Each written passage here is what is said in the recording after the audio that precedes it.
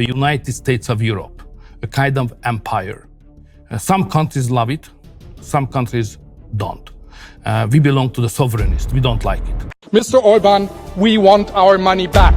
And to all of us, we have to stop this deal. No more EU funds for Hungary. Let's take his veto away. Something is shifting in Europe, and this time, it's not coming from Brussels.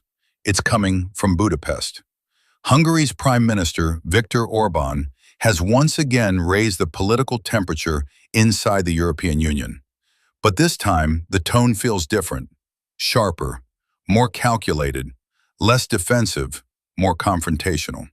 For years, tensions between Hungary and the EU have simmered just below boiling point. Disputes over migration policies, accusations about judicial reforms, billions of euros in frozen EU funds tied to rule of law conditions, constant clashes over cultural and social legislation. But now, Orbán is no longer just pushing back. He's signaling something bigger. In recent speeches, he has openly questioned whether Hungary's long-term future is secure inside a European Union that, in his words, is becoming more centralized, more politically rigid, and less tolerant of national independence. He argues that Brussels is no longer a partnership of sovereign nations, but a political machine demanding ideological alignment. That language matters, because when a sitting EU Prime Minister begins talking about sovereignty in existential terms, markets listen, diplomats listen, investors listen, and Brussels listens. Hungary joined the European Union in 2004 during a period of optimism and expansion. Membership brought infrastructure funding, open trade, and access to the single market. For many Hungarians, EU membership symbolized stability and prosperity after decades of communist rule. But Orbán has built his political brand on a different message: national control first, European cooperation second. He has repeatedly vetoed or delayed EU-wide decisions, especially on issues like migration quotas and financial packages related to Ukraine. Each confrontation has deepened frustration among EU leaders, who accuse Budapest of undermining unity at a time when Europe faces geopolitical pressure from multiple fronts. Behind the scenes, discussions have intensified. EU officials have explored mechanisms to bypass Hungary's veto power. Funding negotiations have become leverage. Political rhetoric has grown less diplomatic, and inside Hungary, the conversation has shifted. Orbán has not formally announced any referendum or official withdrawal process. There is no legal Huxit underway, but by publicly suggesting that Hungary must be prepared to stand alone if necessary, he is planting a seed. That seed is strategic, because threatening departure can be just as powerful as actually leaving.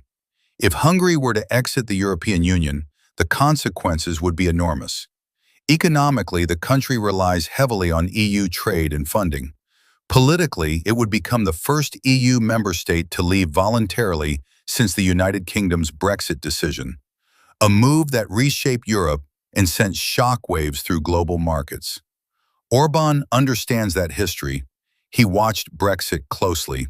He saw the turbulence, the negotiations, the economic adjustments, and he has likely calculated that even hinting at departure gives him leverage in negotiations with Brussels. For the European Union, the risk is credibility. If one member openly threatens to walk away and extracts concessions, others may follow a similar playbook. That would weaken the bloc's authority at a time when unity is central to its strategy on security, trade, and regional stability. For Hungary, the risk is isolation. Foreign investment could slow. Currency pressure could intensify. Political alliances could narrow. But Orbán's supporters argue that sovereignty is worth the risk. They believe Hungary should not be forced to align with policies decided primarily in Western European capitals. So what is this really? Is it the beginning of an exit strategy?